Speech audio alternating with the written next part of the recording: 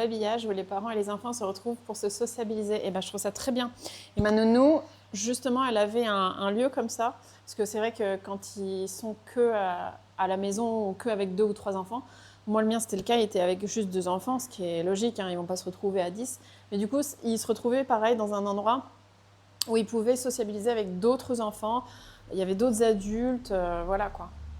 Mais ouais, moi je trouve que ça contribue beaucoup au développement de l'enfant et je vais pas critiquer l'école, hein, mais c'est vrai que tant qu'on, j'ai envie de dire, enfin, je sais pas. J'ai l'impression que de plus en plus, l'école fait pas du bien. Alors bien évidemment, faut avoir des connaissances, faut apprendre à lire, à écrire, à s'exprimer. Mais je pense qu'il y a des matières en fait qui feraient mieux d'exister au lieu de. Ah oui, il faut connaître son histoire, etc. Mais je me dis, il y a des matières des fois, ou même des choses dans les matières, des thèmes dans les matières, euh, qui ne servent pas à grand chose dans la vie. Sauf si on a envie d'être ingénieur, et dans ce cas-là. Mais le problème, c'est qu'on ne sait pas. Quand on est jeune, qu'est-ce qu'on veut faire et c'est un. Il y a beaucoup de jeunes comme ça qui se perdent et qui prennent des orientations juste parce qu'il faut prendre une orientation. Et j'en connais beaucoup. Et du coup, bah, je sais pas, je trouve que c'est dommage. Dommage parce qu'après, ils se rendent compte que ils n'étaient pas du tout faits pour le travail en question et ils se retrouvent à 30, 40 ans à faire des choses qu'ils n'aiment pas du tout, en burn-out. Et c'est compliqué. J'aime pas du tout ce pinceau. Celui-là, il va être trop. Bah, celui-là.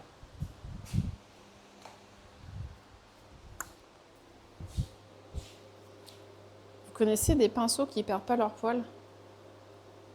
Ah, j'en connais un qui va me dire ah, il faut pas qu'il soit portugais. Euh,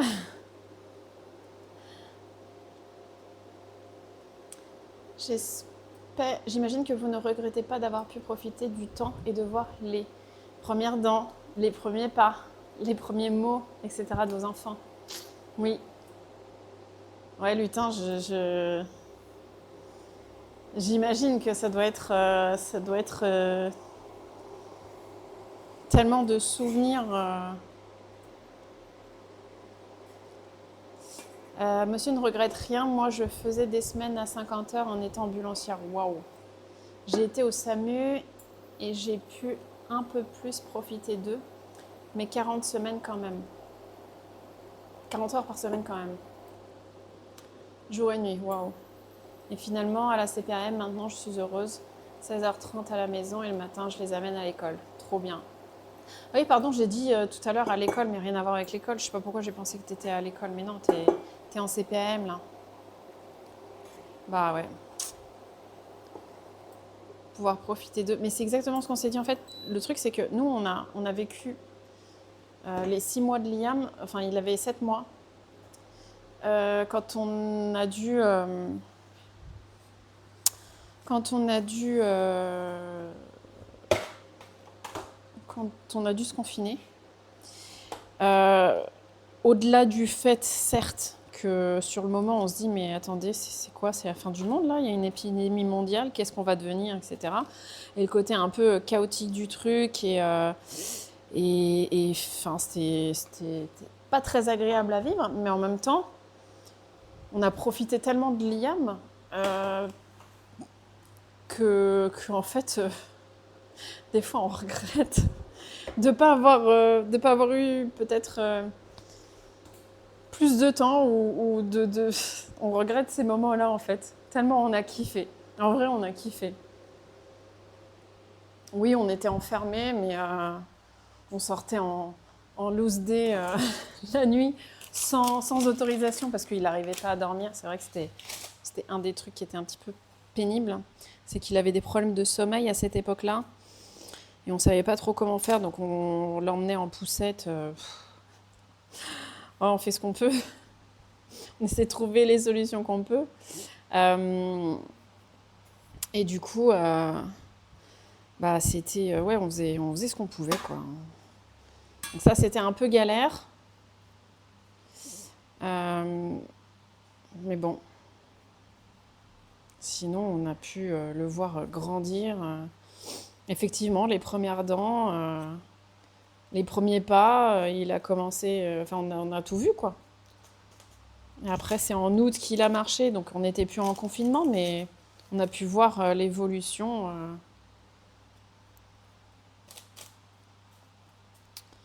Ouais, le temps avec ses enfants, c'est précieux parce qu'on nous dit souvent, ah, le temps passe vite, le temps passe vite. Et puis quand on est jeune, on se dit, ouais, moi je trouve qu'il passe pas aussi vite que ça. Et en fait, quand on devient adulte, qu'on a un travail et que après encore plus quand on a un enfant ou des enfants, on se rend compte que oui, oui, oui, oui, le temps passe très, très, très vite. Ça c'est bon, ça c'est bon. Je vais peut-être mettre à cuire du coup ceux-là. Ça va être un peu plus urgent. Quoique je mettrais bien ceux-là en dessous. Ils sont assez bas là. Ouais. Alors. Tac. Comme ça.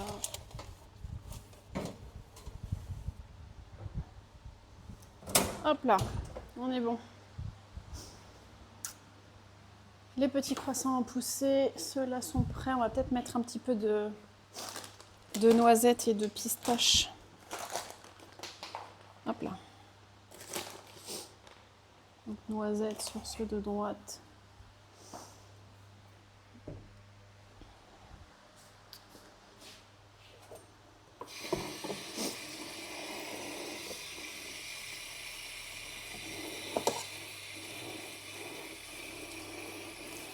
J'ai l'impression de parler comme une vieille maintenant.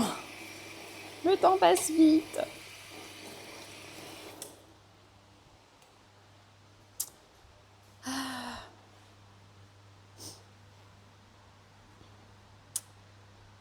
Heureusement que tu as pu faire un changement de carrière. C'est usant le métier d'ambulancière.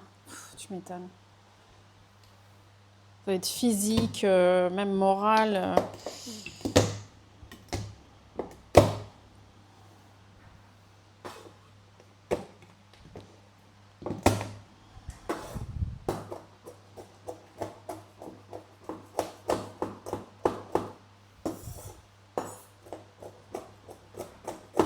Oui, on fait ce qu'on peut quand bébé dort. Pas, ouais. On essaie même de réinventer la roue pour espérer dormir un peu. Ouais. Je me rappelle de lui avoir collé de la musique. On lui mettait du jazz dans la poussette. On mettait notre téléphone avec de la musique jazz dans sa poussette ou du Norah Jones ou des trucs, voilà, cool quoi. Pour